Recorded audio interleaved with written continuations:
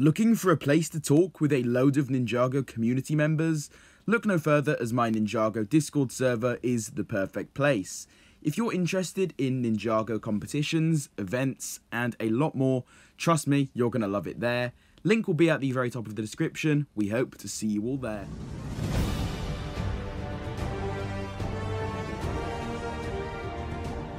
One of the main things about Ninjago is, of course, the 16 realms, and while we haven't seen each and every single realm just yet, we know of quite a few that do actually exist, which is why today I will be counting down every known realm all the way from worst up to the very best. Without wasting any more time here, let's begin with today's video. Coming in at the very bottom of the list is going to be the Cloud Kingdom.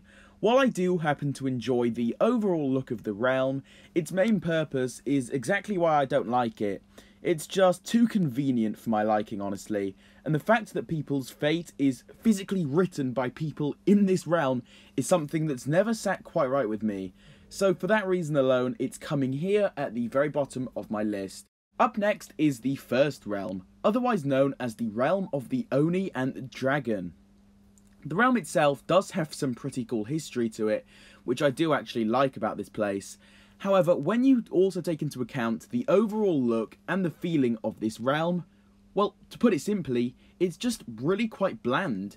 It's essentially one huge desert, which holds this place back in my opinion. Sure, it has a good story behind it and some great scenes happened here, but the very bland, boring feel it has to it makes this one a lot worse.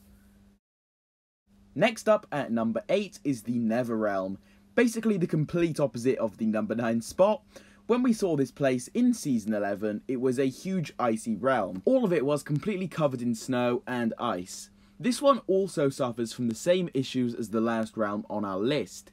It definitely had some very cool things going on inside of the realm, but overall, for the realm itself, it's just bland and boring, which is why I'm not really the biggest fan of it. Of course, we have the Departed realm up next.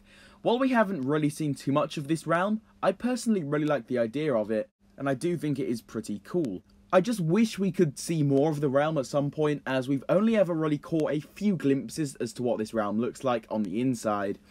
If we saw that, maybe it would be a lot higher up on my list, but for now, coming in at the number 7 spot is the Departed realm. You know, the perfect realm to pair up with the last spot would definitely be the Cursed realm. Not exactly around anymore, but when we did see it, it was pretty awesome. What makes this one even more unique is the fact that it has a living embodiment of it, also known as the Preeminent. I believe the most we saw of this place was way back in the Season 5 finale, and there it looked awesome actually. It's like one huge dark hallway with all of its captives hung up in chains. So it does definitely do its job nicely of being one huge evil prison. It's a shame we never saw too much more of it, but it was definitely awesome for the short period it had on screen. We are creeping up to the ones that I find to be really good now. To kick this off, it's gotta be Ninjago. It was a really cool looking realm, to be honest. If anything, it's a huge shame that it ended up in complete ruins. The buildings and the overall scenery of this place was really awesome to see. I would have loved it if a whole season ended up taking place in here, but unfortunately all we got was a recreation of Ninjago in Ninjago. Oh god, that was a mouthful.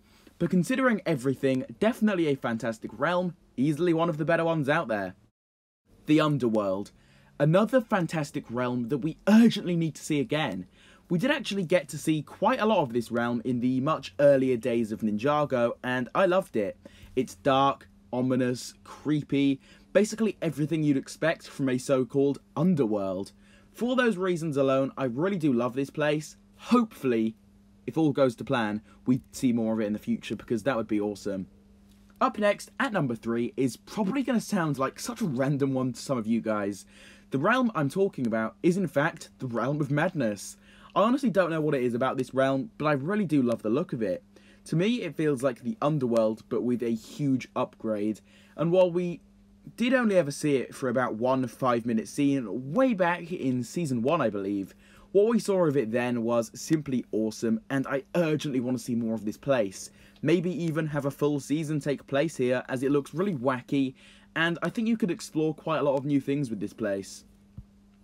At the number 2 spot is going to be the realm of Chima. Yep, that's right, Chima is actually one of the 16 realms, and if you've seen the actual TV show, you will probably understand why it's coming up at the spot on the list. Chima is definitely unique, I'll give it that. It's filled with loads of interesting creatures, has a really great storyline to it, and the people that exist there are really cool.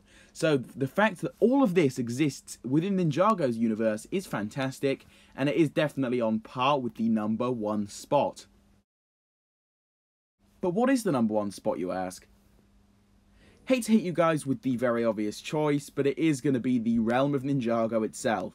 Of course, it would be a crime to not have this one at the number 1 spot. This realm really does have it all.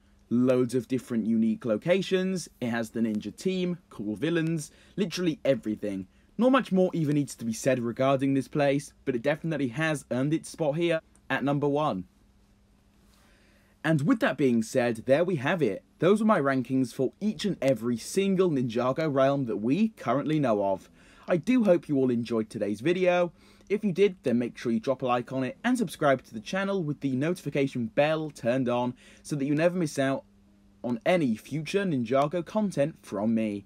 With all of this finally being said though, I will see you all in my next one.